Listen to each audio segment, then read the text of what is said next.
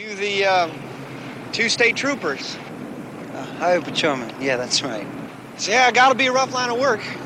Oh, it has its ups and downs.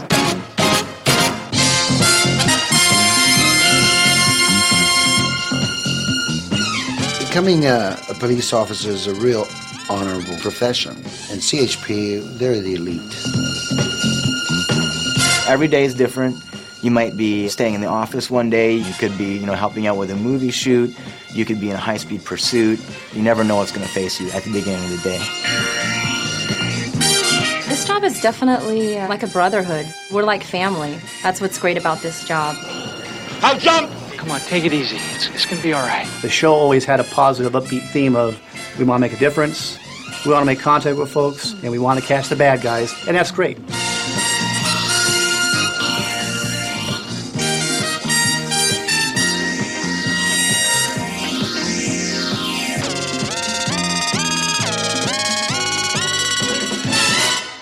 Prior to 1923, cities and towns throughout the state, each one could come up with their own laws and their own rules for driving. 1929, that's when the legislature said, well, we need to have one body, a statewide body that's going to do a consistent enforcement throughout the state. That is when the California Highway Patrol came into existence. Bikes were there at the very beginning. It was actually out of this office, Central Los Angeles, that 55 officers at one point that were motor officers and 68 car officers. So you can see the ratio was actually almost half and half. And there was actually a waiting list for officers to become motor officers. They had to put in a request, wait their time, and then be selected to attend the motor school up at our academy, and then come back to Central Los Angeles and patrol along what you saw a bunch of folks have seen with the CHiPs episodes.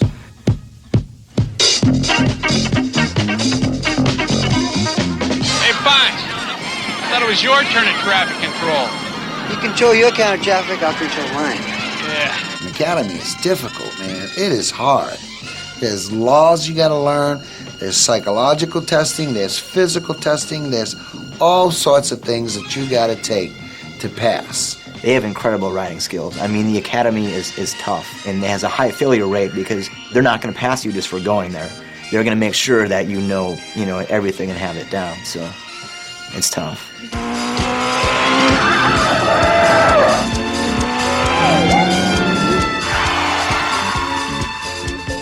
You can be discouraged as an officer because of what you run into, but if you have a good foundation at home, especially if you got children, then your goal is to get home every night to them, so it keeps you more alert and more savvy and cooler on the street. There are a lot of dangers and stresses on the job. Traffic is very dangerous. There's obviously a lot of people not paying attention, so we're about twice as likely to get hit by a car or somebody talking on their cell phone or not paying attention.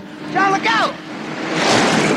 Sometimes we're on the freeway and we might be assisting a disabled motorist and traffic is traveling well over the speed limit, 80 miles an hour. They don't slow down for our lights a lot of times. We make a lot of traffic stops and we never know who we're stopping. So it could be some felon that just got out of prison, might have a gun in the car and doesn't want to go back, or any number of situations. It could be somebody we're making a stop on and doesn't want to stop.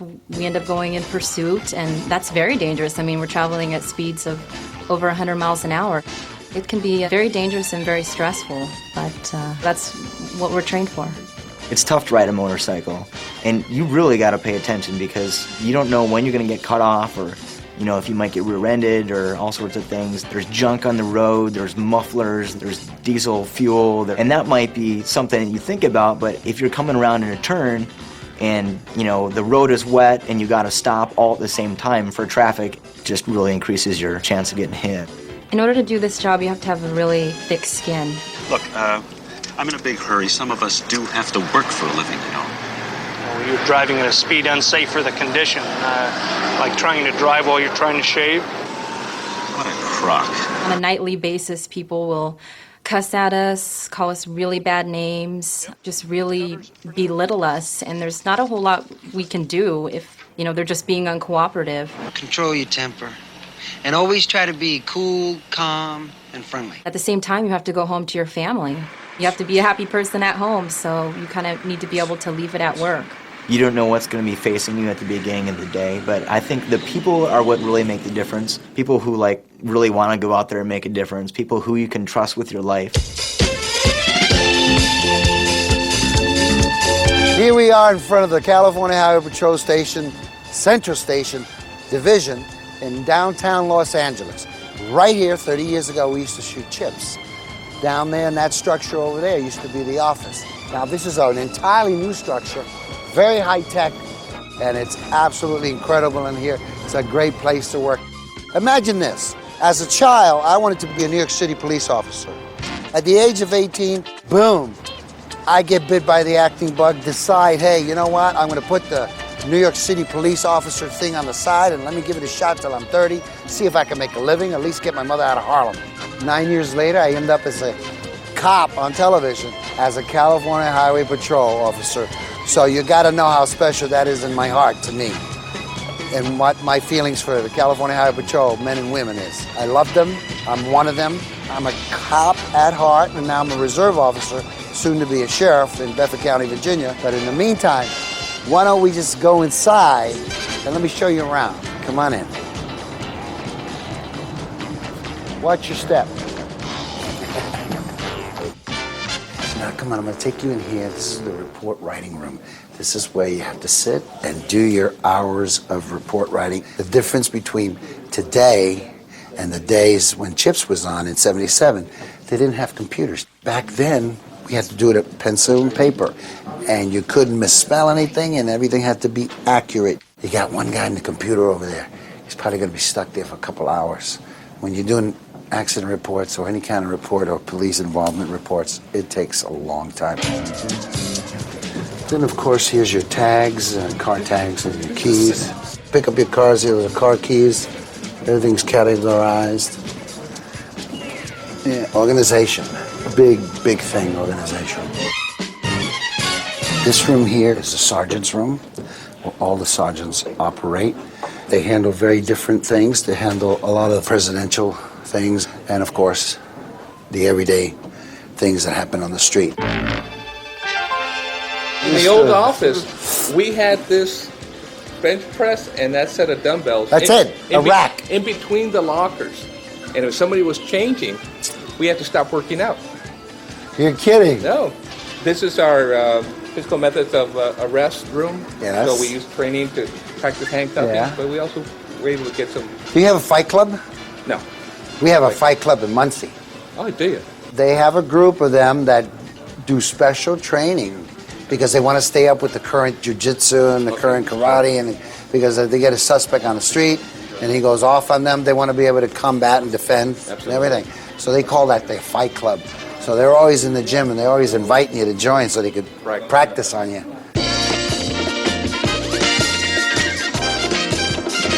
How you do, sir? Still hanging around, huh? Yes, sir. Yes, sir. We're hanging around, sir. And you're hanging with me, sir. Good deal. This is one of our sergeants. He is a trainer, motorcycle trainer all the way, and he trains all the young men and women that want to become motorcyclists. Good deal. All right, baby. Well, nice to see you. You have a good day, Take care. sir. Thank you, sir.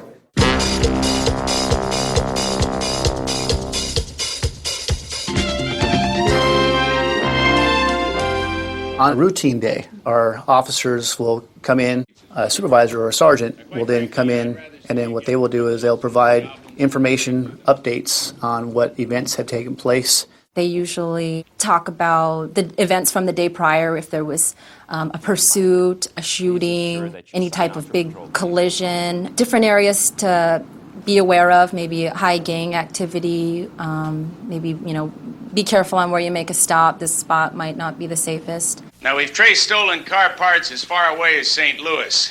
They seem to only steal what they need.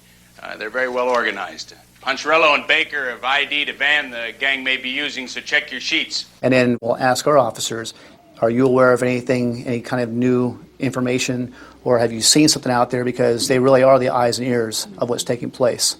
The sergeant will then assign our officers to a given area that's been identified as a priorities. Once that part has taken place, then we actually go through what we call a solid, realistic, ongoing, verifiable training.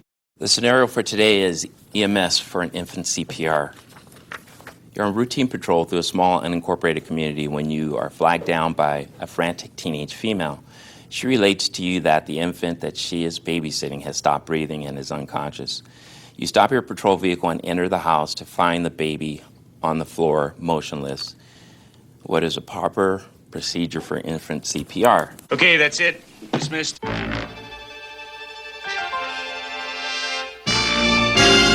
Over the course of time, there's been a realization of the importance of utilizing the motorcycles as an enforcement tool for obvious reasons. The fact that they're two wheels and they have maneuverability, and the fact that they have ability to go in and out of traffic. They're going to be the first people backing you up if there's something happened and traffic is at a complete standstill, which it pretty much always does whenever something happens because it surprises people and they have to stop. So they're going to be the ones that help you and back you up. I'd like you to look at my motor.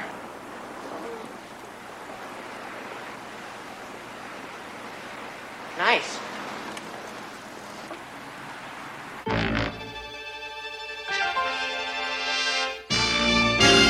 The California Highway Patrol today, in the year 2007, are using the Beamers, as opposed to when we were doing CHiPs back in 77 to 83, we were using the Kawasaki 1000s. Now, you can see there's more bells and whistles on this bike. This is Officer Ulibarri, and he's one of the elite California Highway Patrol motor officer. How are you, officer? Yes, sir. On the Kawasaki 1000, all we had was a little Motorola box and boom. Right. And that was it, and the microphone. Now you've got all this, which, can you explain this here? This is our radio. Controls the radio frequency. You can change frequencies to every radio within the state.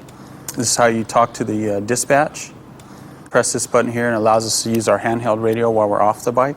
We have heated grips for the wintertime, which is not most bikes have. So when it gets cold, you can turn on the grips, high or low, keep your hands warm. Yeah. One of the special features of this bike, too, is that this windshield.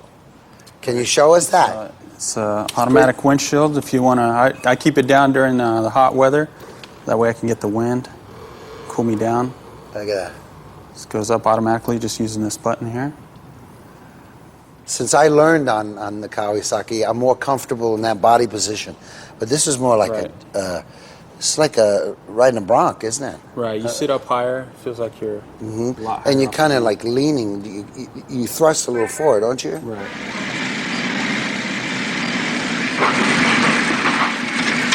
When I would drop mine, it was easy to stand it up again.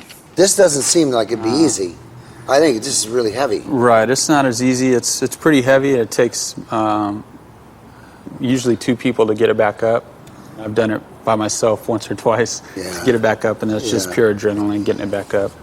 The helmet, I see that you got, look at all the apparatus. Right. We just had this bucket with a little string on the inside, and I used to have to fix the string so it wouldn't crush my hair, you know? Right. So when I took it off, I looked good for the camera. Right, well, we have the mic. You talk to dispatch using this. This plugs into this cord here. That way we can hear what's going on. There's actually headphones inside the helmet where I can hear the radio and talk back to dispatch. It's a beautiful bike.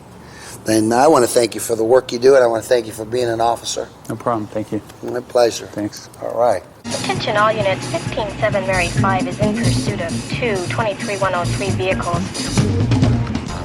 One of the things that I got to point out is that every time I meet a rookie officer, a new guy to just come on the force, he says to me, hey, how come you got jet skis and all that? We didn't get any of that. We never got to go to Malibu.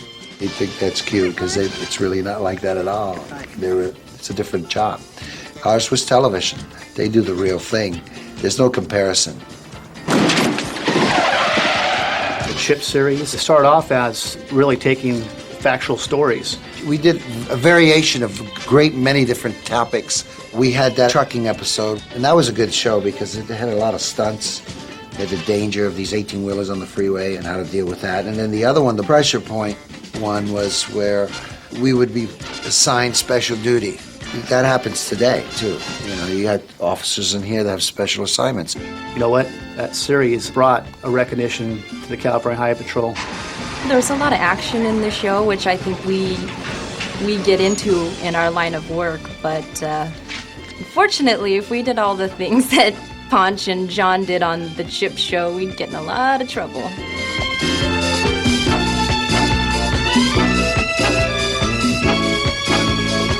The men and women of law enforcement are great people. When you see one on the road, give them a thumbs up, okay? Take care. Thank you for joining me. Bye-bye.